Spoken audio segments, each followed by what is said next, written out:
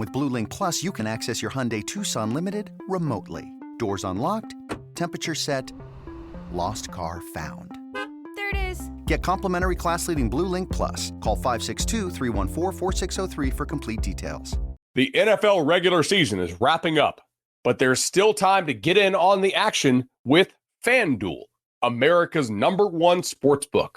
Right now, new customers get $150 in bonus bets guaranteed when you place a $5 bet. That's $150 in bonus bets, win or lose. The app is so easy to use, and there are so many different ways to bet, like live same-game parlays. Find bets in the new Explore tab. Make a parlay in the Parlay Hub, the best way to find popular parlays, and more. So visit FanDuel.com/247 and make your first bet a layup. FanDuel, official partner of the NFL. Must be 21 plus and present in Iowa. First online real money wager only. $10 first deposit required. Bonus issued as non-withdrawable bonus bets that expire 7 days after receipt. Restrictions apply. See terms at sportsbook.fanduel.com. Gambling problem? Call 1-800-BETS-OFF. I'm Tim Fitzgerald at GoPowerCat.com. And I'm Michael Swain of Fog.net. This is a replay of WIBW show The Drive. Here's this week's episode on the 24/7 Sports Podcast Network. Good evening, Wildcat and Jayhawk fans, and welcome to The Drive, sponsored by Briggs Auto Group. I am Tim Fitzgerald at GoPowerCat.com, and the man across the studio from me is Michael Swain of Fog.net. And just a quick programming reminder, next week will be our final episode of 2022, where both Christmas and New Year's fall on a Sunday, and we love you. We appreciate you watching, but we will not be here on those nights. Michael can come in. I tell you what, Mike, just come on in and just hold the show by yourself. I don't think the viewers want that. They don't want me running solo. Okay, well, then we just won't have a show. That's how it's going to be. You can interact with us on social media at facebook.com/The Drive Show, on Twitter at The Drive 13, and of course, answer our weekly poll question and make your game predictions on our Twitter page. And remember, if you ever miss an episode of The Drive, you can listen to an audio-only version that will appear each Monday morning in the form of a podcast at GoPowerCat.com and Fog.net. And we start things off, as we always do, with our 2-minute drill. The first segment of the 2-minute drill is sponsored by Vanderbilt's Your Work Boot Center. All right, Fitz, well, we are a week removed from Kansas State winning the Big 12 championship and earning a spot in the Sugar Bowl against Alabama. So how big is the opportunity for Chris Klieman's Wildcats? Well, it's huge.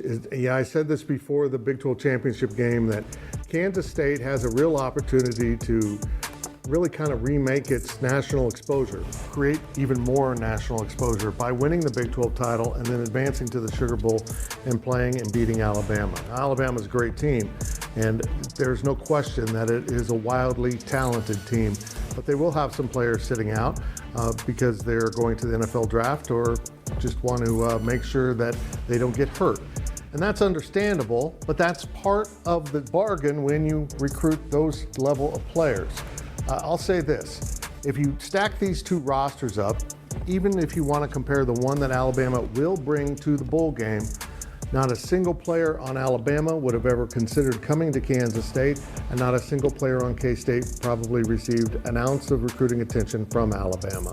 This still, on paper, is a mismatch. So if you can define yourself as, despite not having the type of players that they have at Alabama, that you can play with them, that will really change how people look at you, because this really is a developmental program. If you've ever seen a picture of Felix Anudike-Uzomah out of high school, you wouldn't believe that he is the best defensive player in the Big 12 and a possible first or second round draft pick.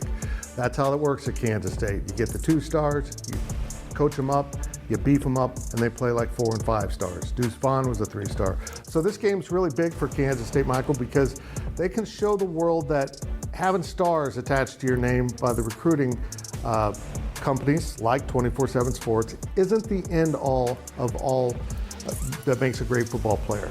You got to go out and earn it, and Kansas State really wants to prove that they belong on the field with Alabama.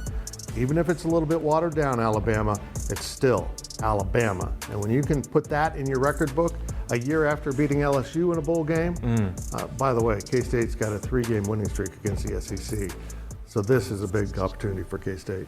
That it is. I mean, you mentioned the player development aspect of it. Kansas State is a development program.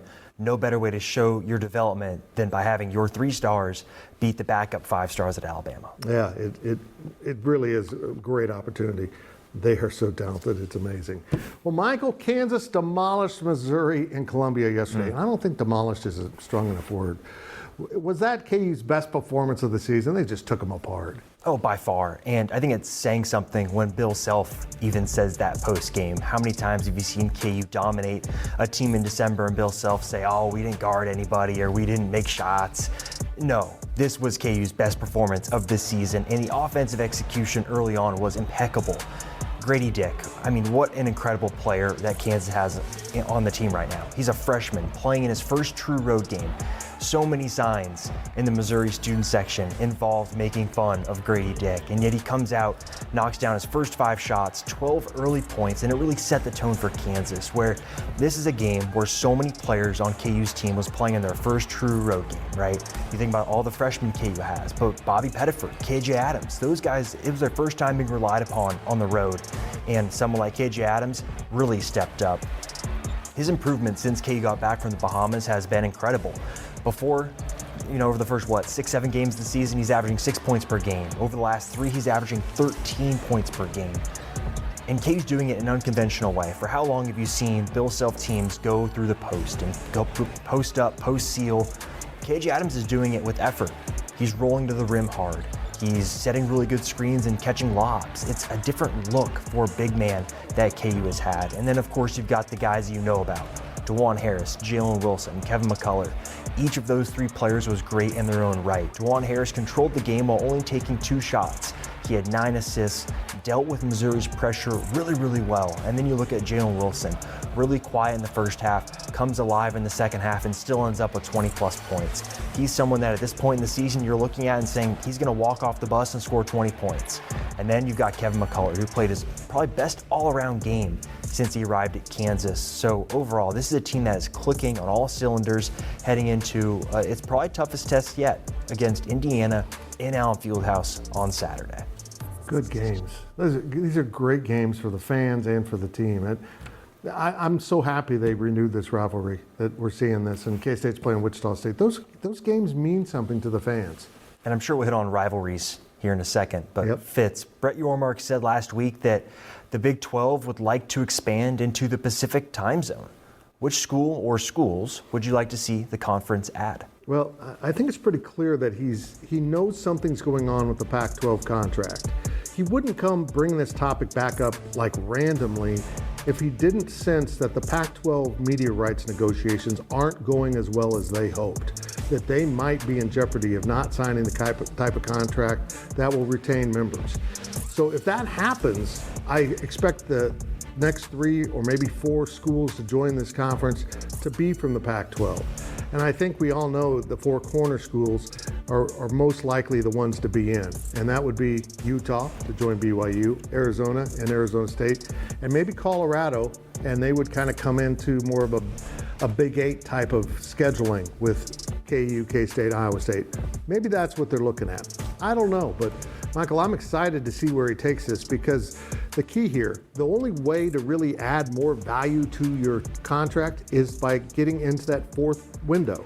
And they can do that with BYU home games, but those late night kicks are worth something that just another game overlapped in those first 3 windows, 11 and 2:30 and 6 or whatever they are, doesn't bring you. So getting that 4th window is huge for the Big 12, and he will do it. And I expect it to be Pac-12 schools. Yeah, and Fitz, what's the driving force in all of this conference realignment? It's football. And what is going to drive people to the televisions to watch football games? It's rivalries.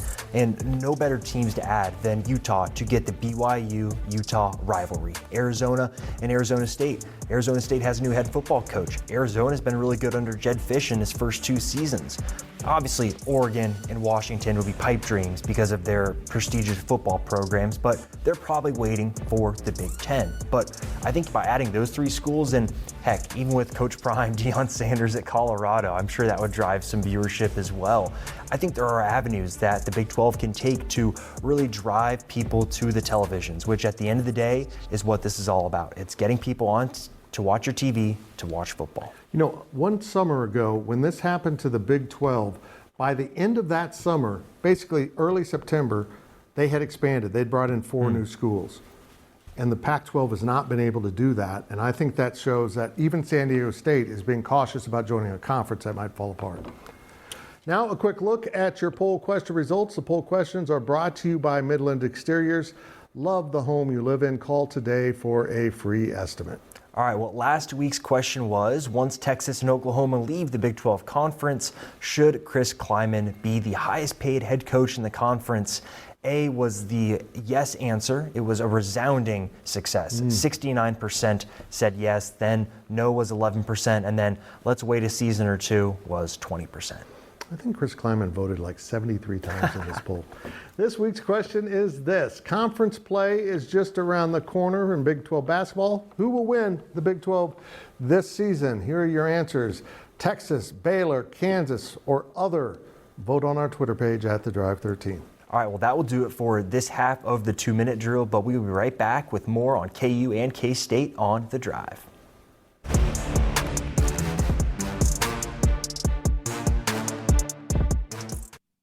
Is your January looking dry? Get some lotion. Get a humidifier. And better yet, get Drizzly, the go-to app for drink delivery. With Drizzly, you can compare prices across local stores to get the best price on a huge selection of drinks perfect for dry January. Every single time. Non-alcoholic wines? Have a look. Ready-made mocktails? Grab a straw and order them up. Beer without the alcohol? Yep, take your pick. You can find all of them here, in the app, in that phone that's in your hand. Could it be any simpler? Nope, not a chance. So shop for great deals on all your dry January beverages or other drinks and get them delivered to your door or blanket fort. Maybe. Download the Drizzly app or go to drizzly.com. That's DRIZLY.com.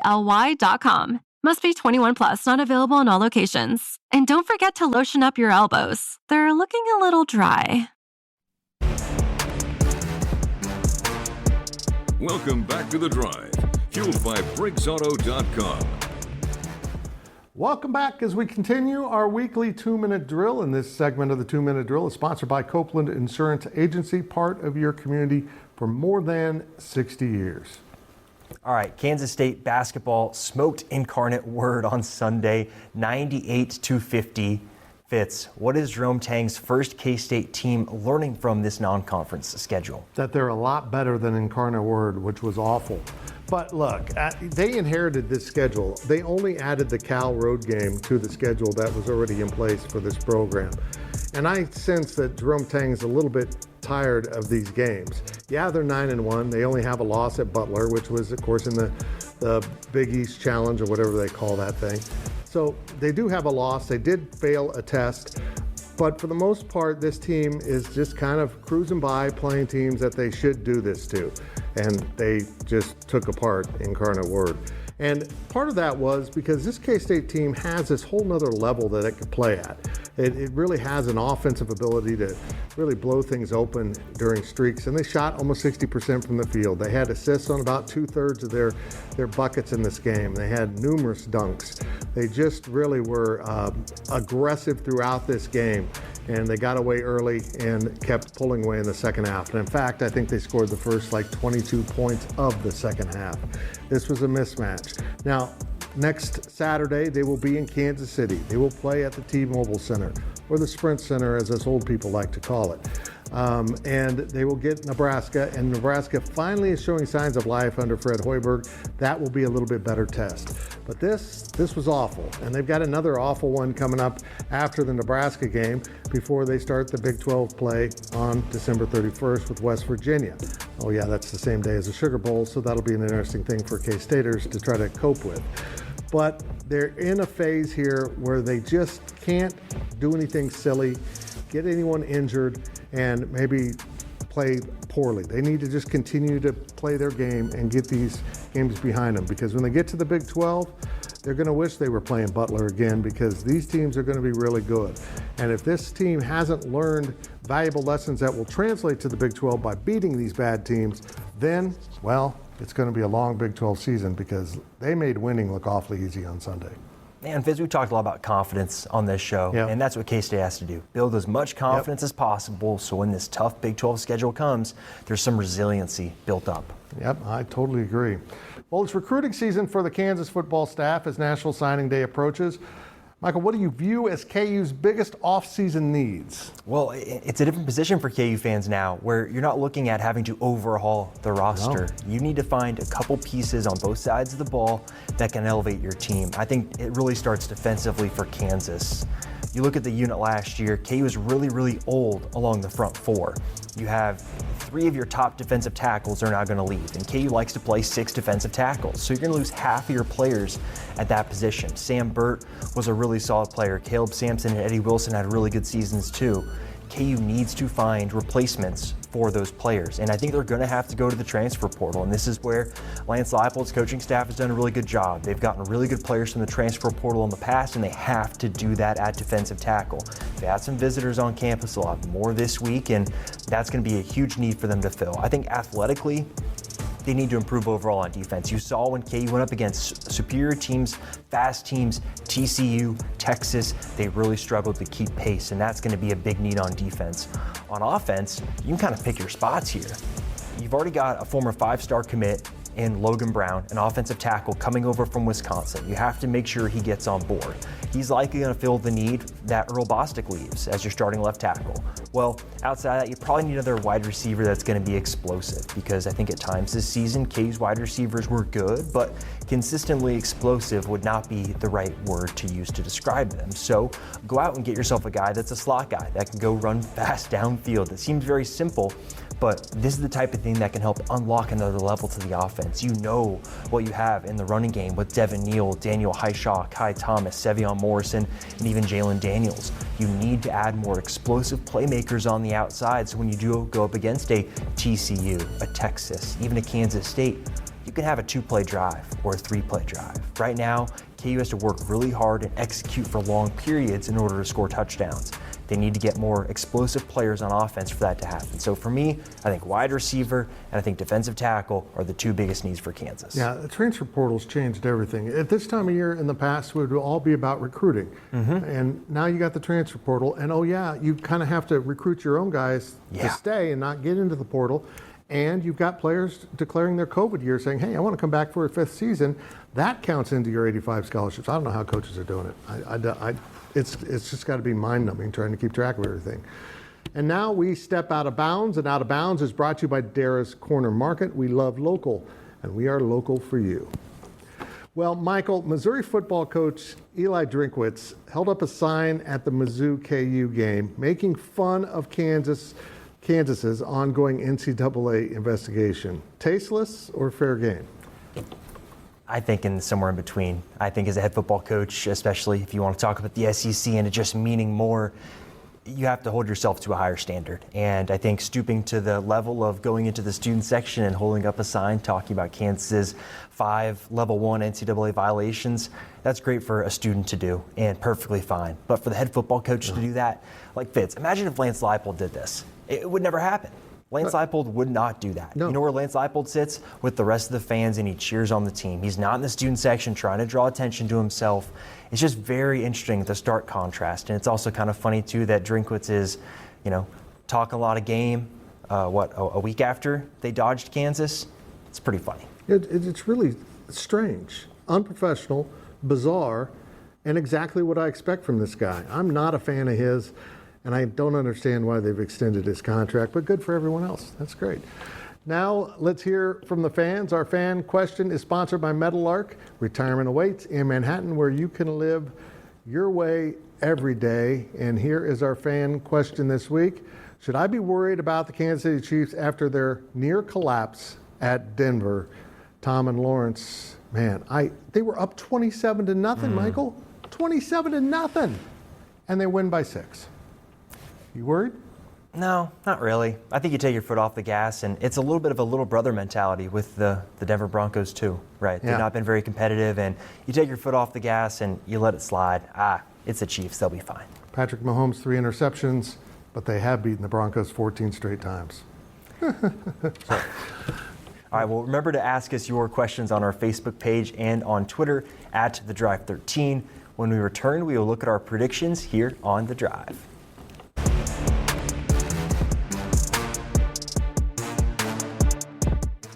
Imagine the softest sheets you've ever felt. Now imagine them getting even softer over time. I'm here to tell you about Boll & Branch sheets. In a recent customer survey, 96% replied that Boll & Branch sheets get softer with every wash. They're made from the rarest organic cotton and designed to get even softer over time. Try their sheets with a 30-night guarantee plus 15% off your first order with code Odyssey. So head to BOLLandbranch.com today. Exclusions apply. See site for details. Welcome back to The Drive, fueled by BriggsAuto.com. Well, it's time to head down the home stretch of this week's show, and now let's take a look at our predictions. The predictions are brought to you by Kites and Kites Aggieville Draft House. Meeting your friends at Kites in the Draft House since 1954. Remember to make your weekly predictions on our Twitter page at TheDrive13. And let's look at last week's results. The viewers continue to make the talent look bad, or at least less talented at picking games. Michael and I both went 2-1, and yet the fans are perfect, because we think you're perfect too. Here are this week's picks, and these are all basketball. And we're going to start with KU playing Indiana. We've got KU as a 4.5-point favorite. Michael, do the Jayhawks win by 5 or more? I think so. This is a team that seems like it's humming in Allen Fieldhouse in a big game like this. Really the first big game that KU fans have been able to get up for. I think they'll win by 5. I'll just take Indiana, be a contrarian. I'm just going to do it. You can't stop me. Well, Fitz, I mean, you hit on this one earlier. Let's hit on K-State versus Nebraska. We're calling this one a pick'em. I kind of think Fred Hoiberg and Nebraska might get the win. Yeah, this is going to be an interesting test for Jerome Tang and the Cats. Big venue, big arena, Power 5 team. This will be a good sign if K-State get this win. I'll take the Cats. And our last game of the week is Alabama against Gonzaga, future Big 12 team. We put this as a pick'em. This is a great game. Your thoughts? I'm going to go with Alabama. They're coming off of knocking off Houston, the #1 team in the country. I really like what Nate Oates does, and I agree. Gonzaga, that'd make a really fun Big 12 team. It would. It's a very interesting thing that's popped up with adding a basketball-only school, and I don't think it's going to happen, but if they do, I think they'll add more than one basketball-only school and maybe have an 18-team basketball conference. That would be fun. It's going to be interesting to see where that goes. Again, make your picks on our Twitter page at TheDrive13. The Big 12 doesn't need to get better in basketball, for heaven's sakes. It's already killing me. Now it's time for our On the Clock segment. And On the Clock is sponsored by Carpet One, by Local for a Strong Local Community. And we're going to start off with Michael Swain of Fog.net. And for some reason, we've got plenty of time, Michael. Have fun. Well, I'm going to talk about maybe a little bit of a sad subject. Grant Wall, a renowned soccer journalist, passed away over the weekend.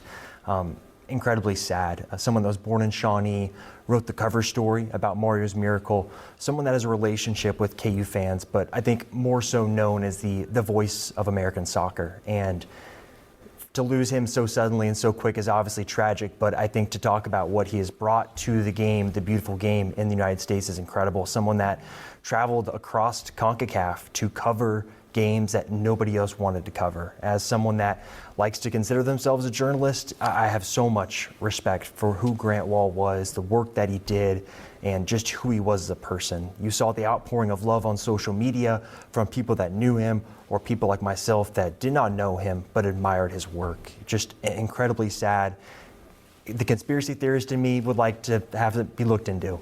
Someone that was outspoken against Qatar, days before his death, all of a sudden, dies, and he talked about being sick as well. But I just overall pay my respects to Grant Wall, an incredible journalist and someone that I look up to as well. That's just awful. Unbelievable. Well, the TV ratings for the Big 12 Championship came in last week, and they were remarkable. Almost 10 million viewers on average watched the game. Now, in terms of ratings, it rated a 5.3, and the SEC and Big 10 rated a 5.5. So it was really right on the heels of the two Power 2 conferences, as they like to see themselves as. The Pac-12 was next, at a 3.3. That's how far of a gap there was between the Big 12 and everyone else behind it. The Big 12 continues to pull good ratings with teams that we were told couldn't pull ratings. Last year was Oklahoma State and Baylor. This year's TCU and K-State. They keep marching forward and beating back everyone's theories about why the Big 12 will fail. The Big 12 is extremely healthy, and as we mentioned, they're getting ready to expand. I'm fired up to see where that takes us. On another note, Michael, we found out right as we began to tape that Mike Leach has had a serious health incident. We're saying prayers for Coach Leach too. And that's it for this week's edition of The Drive. We will see you next week right here and all week on social media. Get in on the action with the world's largest sports book, right at your fingertips. Circa Sports Iowa is where the pros play. Enjoy the highest limits, lowest takeouts, competitive betting menus, and the best customer service. Now you can download, fund, and bet like a pro from anywhere in Iowa. Circa Sports Iowa. Sports betting the way it should be. Download your new bookie today. Visit circasports.com for details.